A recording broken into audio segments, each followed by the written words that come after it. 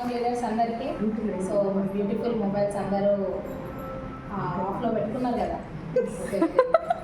ఎందుకంటే ఈ సరౌండింగ్ అంతా పీస్ఫుల్గా ఉండాలి. ఎందుకంటే మనం ఇక్కడికి ఎందుకు వచ్చినాం? నేర్చుకోవడానికి వచ్చాం. సో కాబట్టి ఏం చేస్తుందంటే ఆ ఫోన్ ఏం చేస్తుందంటే మనం ఎప్పుడు డిస్టర్బ్ చేస్తూ ఉంటుంది. కాబట్టి మన కాన్సన్ట్రేషన్ అనేది కంప్లీట్గా డిస్టర్బ్ అవుతుంది.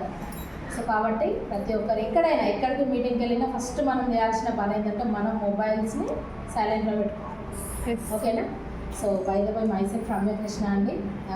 మా హస్బెండ్ నేమ్ దేవేందర్. సో నేను గవర్నమెంట్ సెక్టర్లో మెడికల్ ప్రొఫెషన్గా ఉంటూ సో ఫుల్ టైమ్గా నా ప్రెస్టేజ్ని చేస్తూ పార్ట్ టైమ్గా నా డ్యూటీ చేస్తున్నాను.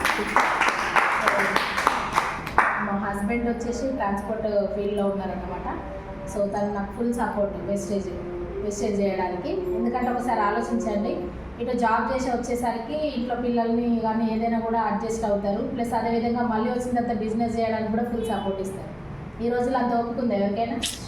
సో ఏం చేసిన అంటే మరి నేను ఈ రోజులో చాలామంది ఏంటంటే మేడం మా హస్బెండ్స్ ఒప్పుకోవట్లేదు, మా హస్బెండ్ సపోర్ట్ ఇవ్వట్లేదు అని చెప్పేసి అంటున్నారు. నేను చేసింది ఏంటంటే ఒక మీటింగ్కి తీసుకొని వెళ్ళి కూర్చోబెట్టిన, మెగా మీటింగ్ వెళ్ళి కూర్చోబెట్టి ఫస్ట్ ప్లాన్ కాన్సెప్ట్ ఏందన్నది అర్థం చేపించిన.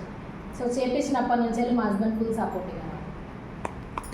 సో మనం ఏం చేయాలి, ఫస్ట్ మన ఇంట్లో వాళ్ళకి అర్థం చేయించాలి బిజినెస్ గురించి. ఎందుకంటే మనకు తెలుసు మనం మీటింగ్స్కి వస్తున్నాం, నేర్చుకుంటున్నాం. కాబట్టి వాళ్ళు మనకు సపోర్ట్ ఇవ్వాలి అంటే ఖచ్చితంగా మనం వాళ్ళని తీసుకొచ్చి బిజినెస్ గురించి అర్థం చేయించాలి.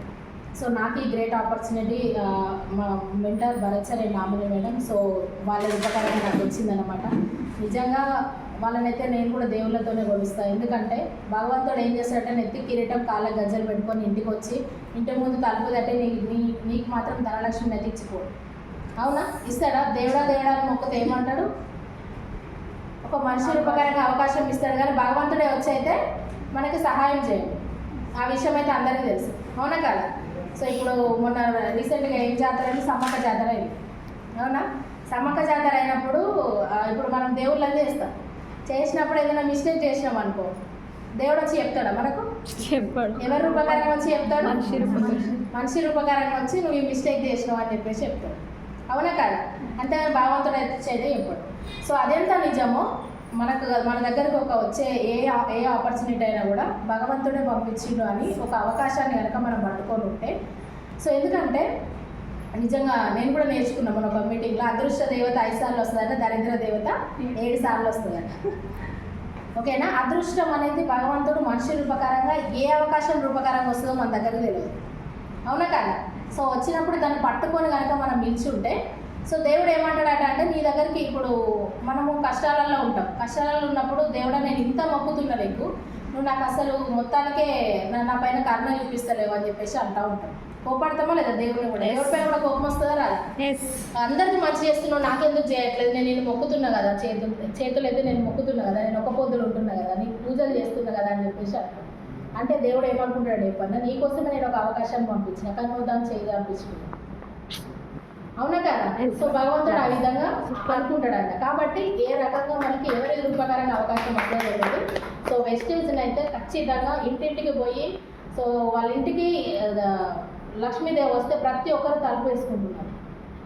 ఇది లక్ష్మీదేవి వెస్టేజ్ అనే గ్రేట్ ఆపర్చునిటీ. లక్ష్మీదేవి లాగా స్వీకరించిన వాళ్ళు మాత్రం సక్సెస్ అవుతారు. ఎక్కడుంది చెప్పండి ఆపర్చునిటీ? బయట ఎక్కడైనా ఉందా?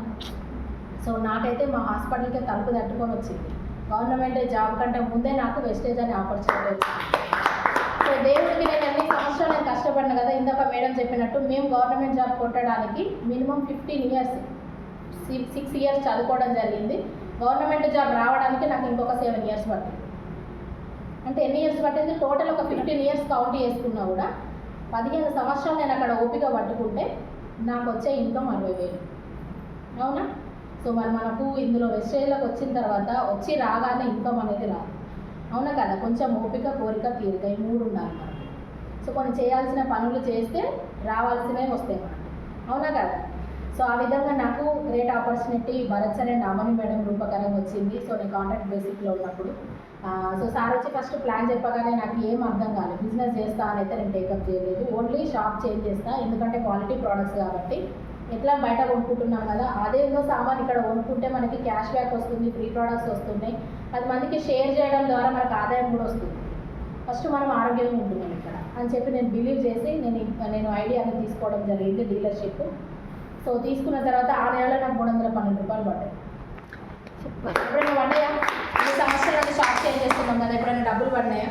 పడలేదు. సో నా ఫస్ట్ ఇన్కమ్ 312 రూపాయలు, నా హైయెస్ట్ ఇన్కమ్ 22,750 రూపాయలు. సో తీసుకున్న నేను ఒక 1 ఇయర్లో డైమండ్ డైరెక్టర్ పొజిషన్కి వచ్చిన. So lifelong car fund అచీవర్ని. ఇప్పుడు నెక్స్ట్ మంత్ ఐలాండ్ ట్రిప్ కూడా పోతున్నా. సో చాలా హ్యాపీ ఉంది, ఎందుకంటే నా జాబ్లో నేను డ్రీమ్ చేయలేను. ఈవెన్ పాస్పోర్ట్ కూడా తీయకపోతుండే కావచ్చు. ఎందుకు తీస్తాను చెప్పండి? ఇప్పుడు మేడం చెప్పినట్టుగా జీతం వచ్చిందంటే ఎంత చేటుకు అంత కాదు, అవునా కదా? ఎవరి ఖర్చులు వాళ్ళకు ఉండిపోతాయి. 10,000లో సర్దిద్దుకునే వాళ్ళు ఉంటారు, 1,00,000 రూపాయల్లో సర్దిద్దుకునే వాళ్ళు ఉంటారు. కాబట్టి డబ్బులు అనేటివి ఈ రోజులలో సరిపోవట్లేదు, అవునా కదా? సో నేను ఎందుకు ఈ బిజినెస్కి కనెక్ట్ అయినా అంటే ఇది passive income, active income and passive income రెండు మార్గాల్లో మనము డబ్బు అనేది సంపాదిస్తాం ఈ రోజుల్లో, అవునా కదా? సో 2 రకాలుగా మనం సంపాదించాలంటే ఒకటి యాక్టివ్ ఇన్కమ్ ఉంది, ఒకటి ప్యాసివ్ ఇన్కమ్. యాక్టివ్ ఇన్కమ్ అంటే ప్రజెంట్ మనం జాబ్ చేస్తాం కదా, సో మనం చేస్తేనే వచ్చే ఇన్కమ్ని యాక్టివ్ ఇన్కమ్ అంటారు. ప్యాసివ్ ఇన్కమ్ అంటే మనం ఉన్నా లేకున్నా మన ఫ్యామిలీకి కానీ, సో మనకి ఏదైనా హెల్త్ ప్రాబ్లం వచ్చినా కూడా మనకి వేరే రకంగా ఆదాయ మార్గం ఏదైనా ఉందా, అవకాశం ఉందా బయట ఒకవేళ జాబ్ చేస్తే? సో ప్యాసివ్ ఇన్కమ్ అనేది ఇక్కడ ఉంది. ఇప్పుడు మేడం ఇక్కడ ఇందాక ఎగ్జాంపుల్ కూడా చూపించడం జరిగింది. ఒకవేళ నాకేమన్నా అయినా, ఇప్పుడు నేను ఆల్రెడీ ఒక కొంత టీమ్ని నేను ఏర్పాటు చేసిన, నెట్వర్క్ మార్కెటింగ్. సో నేను ఒక టీమ్ని ఫామ్ చేసిన, నాకేమన్నా అయింది, నేను ఒక నెల రోజులు నేను వర్క్ చేయలేదు బిజినెస్లో. చేయనప్పుడు నా కింద ఉన్న నా డౌన్ లైన్స్ కూడా వాళ్ళు ఆగుతారా?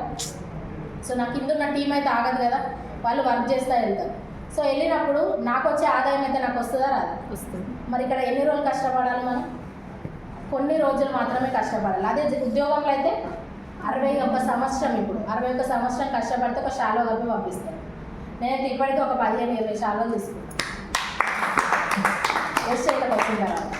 నిజంగా లీడర్స్, సో సీరియస్గా దీన్ని టేకప్ చేయండి, మన జీవితాలను మార్చుకోవచ్చు. ప్రతి ఒక్క 9 రకాల ఆదాయం ఉంది. మరి ఇందులో ఏం చేయాలి మనం?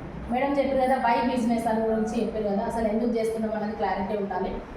ఎందుకు చేస్తున్నాం అనేది క్లారిటీ ఉంటే ఎలా చేయాలనేది చాలా ఈజీ, అవునా కదా? సో ఎలా చేయాలన్నది నేను ఈరోజు మీతో షేర్ చేసుకోవడానికి వచ్చిన. నాకు కూడా చాలా టెస్టిమోనీస్ ఉన్నాయి. నేను ఇచ్చిన ప్రతి ఒక్కరికి మోకాళ్ళ నొప్పులకు కానీ, కిడ్నీ స్టోన్స్కి కానీ, మా ఇంట్లోనే షుగర్కి కానీ, ప్లస్ అదేవిధంగా నాది హెచ్బీ పరంగా కూడా నాకైతే 7 గ్రామ్స్ ఉంటుంది హెచ్బీ ఎప్పటికీ. సో నేను వెస్టేలో సప్లిమెంట్స్ వాడినప్పటి నుంచి 12 గ్రామ్స్ మెయింటైన్ అవుతుంది. ప్లస్ అదేవిధంగా నాకు నిర్ణయ ప్రాబ్లం ఉంది. సో బ్లోటింగ్ ప్రాబ్లం ఉంటుంది అనమాట, డైజెషన్ది. యాసిడిటీ మొత్తం కంప్లీట్గా తగ్గిపోయింది సిఎండి డ్రాప్స్, అలోవెరా ఆమ్ల తీసుకోవడం వల్ల. సో నేనైతే చాలా మందికి సజెషన్ చేస్తున్నా సప్లిమెంట్స్. ఇప్పుడు మేము చేసే మెడికల్ ప్రొఫెషన్లో అది కంప్లీట్ క్యూరబుల్ ట్రీట్మెంట్ అయితే కాదు. ఇప్పుడు ఒక సప్లిమెంట్ చేస్తే, ఇప్పుడు ఇందాక ఒక మేడం చెప్పారు మనకి, ఒక సప్లిమెంట్ వేసుకుంటే ఇప్పుడు నార్మల్ మెడికల్ ఫీల్డ్లో ఒక గోలు వేసుకుంటే అది ఇంకొక ఆర్గాన్ని దెబ్బతీస్తుంది, అవునా? సో అదే ఇక్కడ మన వెస్టేజ్ ఫుడ్ సప్లిమెంట్స్ కనుక మనం వాడినట్లయితే ఒక ఆరోగ్య సమస్య కోసం మన సప్లిమెంట్స్ యూజ్ చేస్తే ఇంకొక ఆర్గాన్ బాగుపడుతుంది, ఇంకొక ఆర్గాన్ కూడా మనం మంచి చేసుకోవాలి.